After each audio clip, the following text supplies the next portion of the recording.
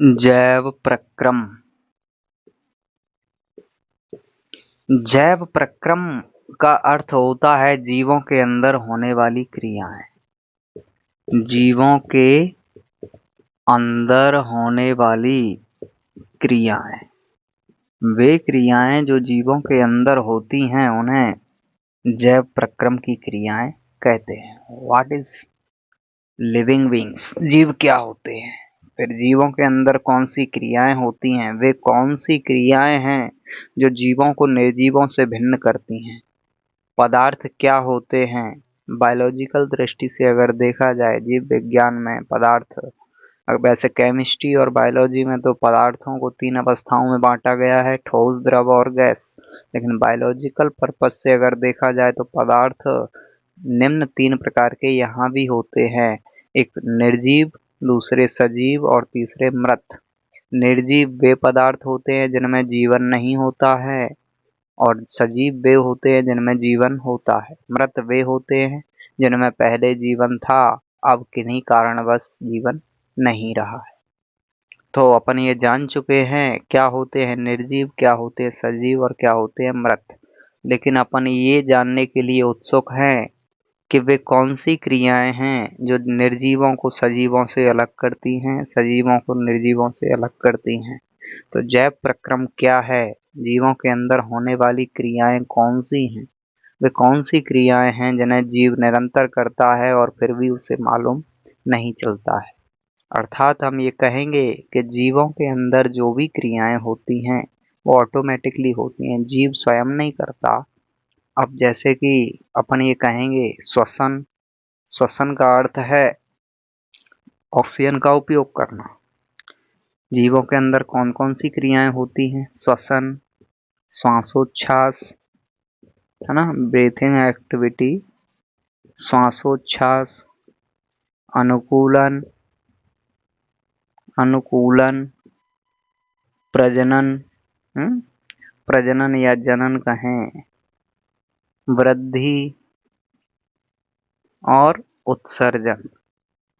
उत्सर्जन जैसा कि ये सारी क्रियाएं जो हैं वो जीवों को निर्जीवों से भिन्न करती हैं।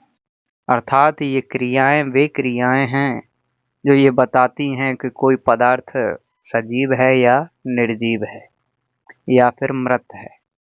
तो हम ये आपको बता दें, जीवों के अंदर ये सारी क्रियाएं होती हैं और निर्जीवों के अंदर इनमें से केवल वृद्धि होती है। वो भी जैसे कोयला होता है, कोयला खदान में रहता है तब तक तो वृद्धि करता है, लेकिन खदान से बाहर निकाल लिया जाता है तो वो वृद्धि बंद हो जाती है। तो वृद्धि की अपन बात करें, वृद्धि एक ऐसी क्रिया है जो निर्जीवों में भी थोड़ी थोड़ी होती है, बट इनमें से और एक भी रिएक्शन ऐसी नहीं है जो सजीव और निर्जीव दोनों में होती हो। ये सभी क्रियाएं सजीवों को निर्जीवों से अलग करती हैं, भिन्न करती हैं, और ये क्रियाएं जब बंद हो जाती हैं तो जीव मर जाता है। और ये क्रियाएं जीव अपने मन से नहीं करता है। तो जान लेते हैं ये क्रियाएं क्या होती हैं। श्वसन का अर्थ होता है, जैसे कि टॉपिक में आ जाए, श्वसन किसे कहते हैं, तो जीवों के अंदर ऑक्सीजन को ग्रहण करके उसका उपयोग करने की क्रिया श्वसन कहलाती है। इतना क्लियर है? श्वसन की परिभाषा के लिए अपन केवल इतना ही लिखेंगे कि जीवों के अंदर ऑक्सीजन का उपयोग करके, ऑक्सीजन को ग्रहण करके उसका उपयोग करने की क्रिया श्वसन कहलाती है। अब ऑक्सीजन का उपयोग कहाँ होता है, ये बात तो कह दी कि ऑक्सीजन का उपयोग करने की क्रिया श्वसन कहलाती है। अब श्वसन जो है उसमें ऑक्सीजन का उपयोग होता कहाँ है, तो ऑक्सीजन का उपयोग वैन ऑक्सीजन, जब ये ऑक्सीजन वाटर से अंदर रिएक्शन करती है तो यही ऑक्सीजन ब्लड बनाती है। ब्लड, यही ऑक्सीजन किडनी के अंदर जाती है तो ब्लड को फिल्ट्रेट करती है। यही ऑक्सीजन अंदर जाती है तो श्वास के लिए आवश्यक है। अर्थात ये जो क्रिया अभी बताई थी श्वासोच्छ्वास, इसमें भी आवश्यक है। जो अपन अंदर सांस ले रहे हैं वो ऑक्सीजन गैस ही है, अंदर जा रही है। और यही ऑक्सीजन जो है वो रक्त के संचार में उपयोगी है। माने विभिन्न पदार्थों का एक जगह से दूसरे जगह तक जाना संचार कहलाता है या संचरण कहलाता है। और ऑक्सीजन का उपयोग रक्त के संचरण में किया जाता है। रक्त का संचार करती है ऑक्सीजन। तो ऑक्सीजन का उपयोग कुछ इस प्रकार से बताया जाता है कि यह शरीर में रक्त का संचार करती है, रक्त बनने में मदद करती है, श्वसन क्रिया सांस लेने में मदद करती है। इस प्रकार से इतना सब उपयोग करने की क्रिया ही श्वसन कहलाती है। जैसा कि अभी बताया था, जीवों के अंदर ऑक्सीजन को ग्रहण करके उसका उपयोग करने की क्रिया श्वसन कहलाती है। अगला आ जाता है श्वासोच्छ्वास किसे कहते हैं। श्वासोच्छ्वास का अर्थ होता है सांस लेना। यह क्रिया दो चरणों में होती है। एक चरण में तो बाहर की वायु को अंदर भरा जाता है जिसमें फेफड़ों का आकार फूल जाता है, और दूसरी चरण में अपन ये कहेंगे कि अंदर की वायु को बाहर निकाला जाता है जिसमें फेफड़े जो होते हैं वो सिकुड़ जाते हैं। जब अंदर से वायु बाहर निकल जाती है तो फेफड़े सिकुड़ जाते हैं। तो ये श्वासोच्छ्वास की क्रिया जीवों में सांस लेने की क्रिया है। और अनुकूलन का अर्थ है वातावरण के अनुसार जीवन को ढाल लेना। वातावरण या पर्यावरण कहें, उसके अनुसार अपने शरीर को ढाल लेना ही अनुकूलन कहलाता है। जैसे सर्दी पड़ रही है तो आप लोग गर्मी वाले माने मोटे वस्त्र पहन रहे हैं, जैकेट वगैरह पहन रहे हैं, और गर्मी पड़ती है तो आप हल्के वस्त्र पहनते हैं, तो यह क्रिया अनुकूलन कहलाती है। अगला है जनन। जनन के बारे में क्या ही कहना, इसको तो अपन ने कई बार डिफाइन किया है। जनन का अर्थ केवल शॉर्ट में समझ लेते हैं। जीवों के अंदर अपने समान संतान पैदा करने का लक्षण जनन कहलाता है। वृद्धि का अर्थ है ग्रोथ, माने अपने आकार तथा आयतन में बढ़ना वृद्धि कहलाता है।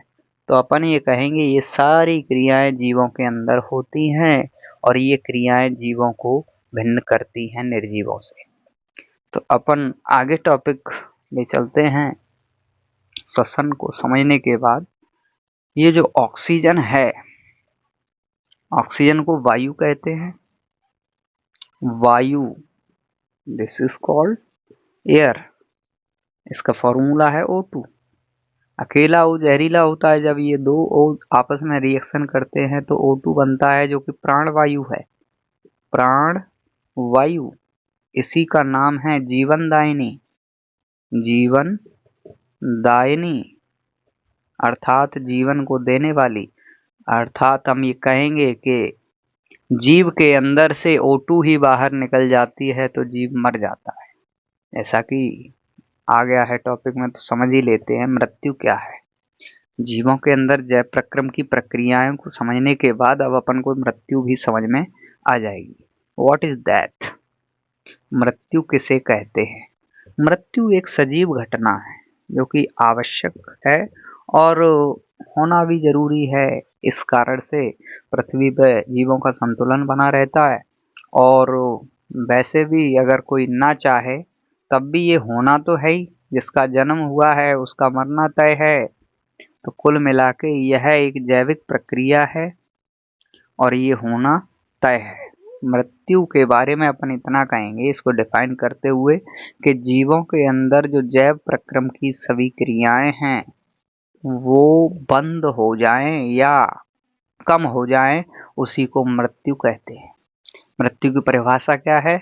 जीवों के अंदर होने वाली जैविक क्रियाएं बंद हो जाती हैं, यह क्रिया मृत्यु कहलाती है। अब आपको ये बता दें, मृत्यु एक बहुत बड़ी घटना है, बहुत बड़ी घटना है।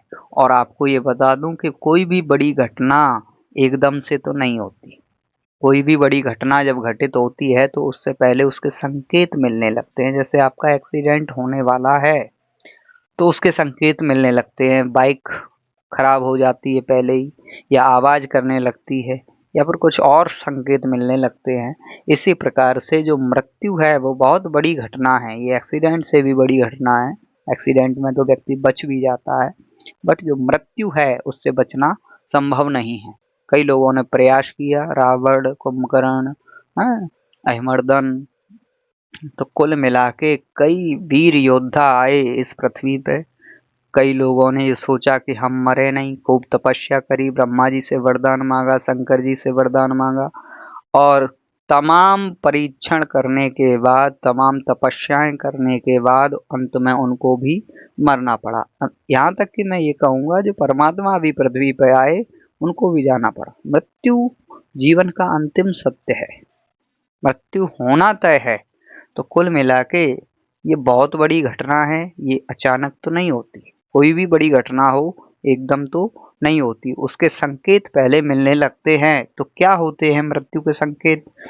तो मृत्यु के संकेत कुछ इस प्रकार से होते हैं, जैसे कि एक शब्द आता है जेरांटोलॉजी। जेरांटोलॉजी, व्हाट इज जेरांटोलॉजी? जेरांटोलॉजी को हिंदी में बोलते हैं वैता। वैता का अर्थ है बुढ़ापा। बुढ़ापा, और बुढ़ापा क्या है? बुढ़ापा का अर्थ है जैविक क्रियाएं रुकना। जैविक क्रियाएं रुकना, जैसे कि आँखों से देखना बंद हो जाता है, मुंह से आवाज नहीं निकलती है, कान सुनना बंद कर देते हैं, हाथ पैर में फालिश मार जाती है, सांस लेने में दिक्कत होती है। यही तो बुढ़ापा है। शरीर झुक जाता है, आवाज सही से नहीं निकलती है, चेहरे पे झुर्रियां पड़ जाती हैं। कुल मिला के ये जेरांटोलॉजी के लक्षण हैं, बुढ़ापे के लक्षण हैं या वैता के लक्षण हैं। और ये लक्षण ही मृत्यु को इंडिकेट्स करते हैं, ये लक्षण ही मृत्यु को संकेत देते हैं। तो अपन ये कहेंगे कि कुछ ऐसे लक्षण जो कि एक उम्र के बाद आने लगते हैं, जिनसे ये साबित होता है कि जैविक प्रक्रियाएं धीरे धीरे समाप्त होती जा रही हैं और इन जैविक प्रक्रियाओं के समाप्त होने से प्रदर्शन होता है किसी भी जीव की मृत्यु का। अब हम ये बात कर रहे हैं कि जीव मरता है तो क्या उसके अंदर से चला जाता है?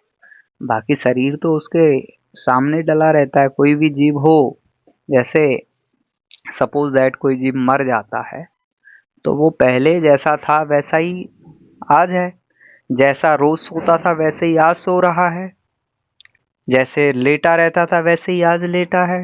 लेकिन वो व्यक्ति में ऐसा क्या था जो उसके अंदर अब नहीं रहा, जिस कारण से लोग रो रहे हैं, जिस कारण से ये कहा जाता है कि अब वो मर गया, अब वो वापस कभी भी नहीं आ सकता, यहाँ तक कि वो लेटा है सामने। तो अपन ये कहेंगे कि जीवों के अंदर से O2 बाहर निकल जाती है, और O2 बाहर निकल जाती है, इसी का नाम है प्राणवायु। अभी हमने बताया था O2 को प्राणवायु बोलते हैं, प्राणवायु। और जब ये निकल जाती है तो जीव मर जाता है, खत्म O2, टंग गई फोटो। यस, जब O2 खत्म होती है अंदर रक्त के संचार से, फेफड़ों से, या फिर ये कहें श्वसन क्रिया में जो ऑक्सीजन अंदर जा रही है, ये ऑक्सीजन अंदर ना जाए, अंदर से बाहर निकल जाए तो जीव मर जाता है। अब मृत्यु जो है वो दो प्रकार की होती है। There are two types of death in which first is, अपन ये कहेंगे चिकित्सीय मृत्यु, चिकित्सीय मृत्यु, और दूसरी होती है जैविक मृत्यु, जैविक मृत्यु। चिकित्सीय मृत्यु क्या होती है कि मृत्यु हो जाती है तो उसके कुछ घंटों तक शरीर के जो अंग हैं, जैसे आंख है, कान है, दिल है, किडनी है, ये सभी कार्य करते रहते हैं।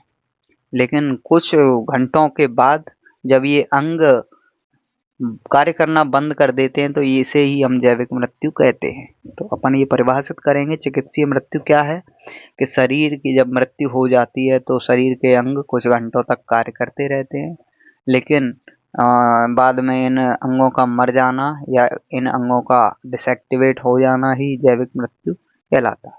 कुल मिला के अपन ये समझ चुके हैं कि सारा खेल ऑक्सीजन का है।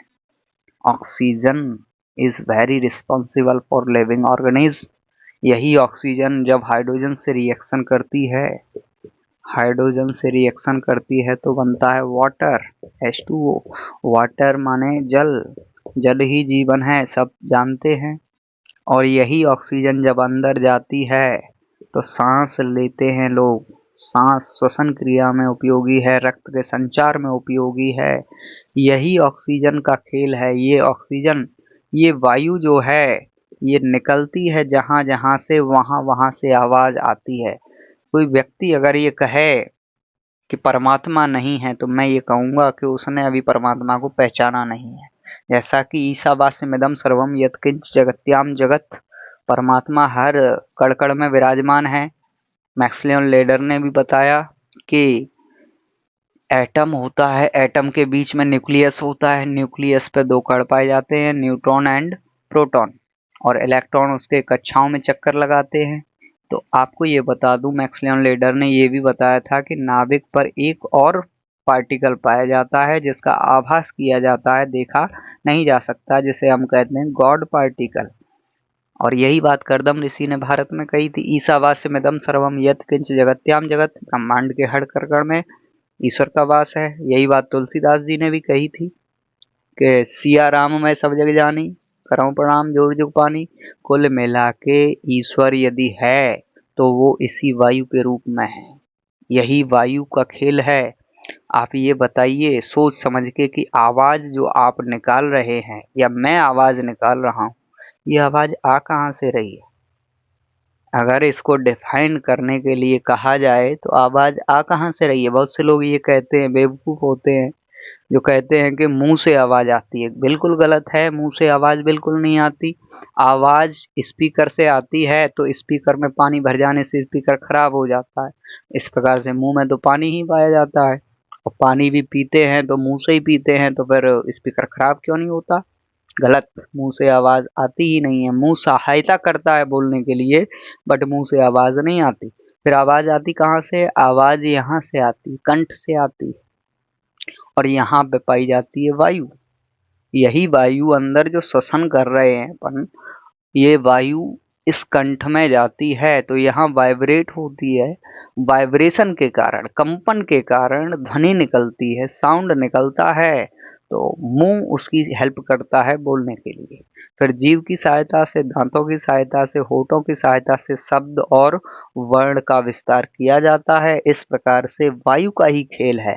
ये वायु ही है जो सीटी में जाती है तो सीटी बजने लगती है। ये वायु ही है जो शंख में जाती है तो शंख बजने लगता है। यही वायु का खेल है। जहां जहां ये वायु जाती है, जहां जहां से ये वायु निकलती है, वहां वहां से आवाज आती है। आप ताली बजा के देखिए, हवा है, हवा में अगर ताली बजाएंगे तो ताली बजती है। ताली क्यों बजी? क्योंकि वायु के संपर्क में है। किसके संपर्क में? वायु के संपर्क में। इस प्रकार से अपन ये कहेंगे, वायु हर जगह है और वायु ही जीवन है। वायु ही जीवन है। O2 is very responsible for living organism. जीवों के लिए ऑक्सीजन बहुत ही उपयोगी है। खत्म O2, टंग गई फोटो। इस प्रकार से आज का अपना टॉपिक क्लियर। यार, विजय पचौरी सर अमेजिंग हैं। वो अपने एक्सपीरियंस से इतना बढ़िया पढ़ाते हैं। उनकी मेहनत स्टूडेंट्स के लिए नेक्स्ट लेवल है। जब तक हमें समझ ना आए वो एफर्ट्स करते रहते हैं। वो हर चीज को बिल्कुल इजी बना देते हैं। तो बस अगर आपको भी ये वीडियो पसंद आई है तो लाइक करो, चैनल को सब्सक्राइब करना मत भूलना और दोस्तों को भी शेयर करो। Thank you.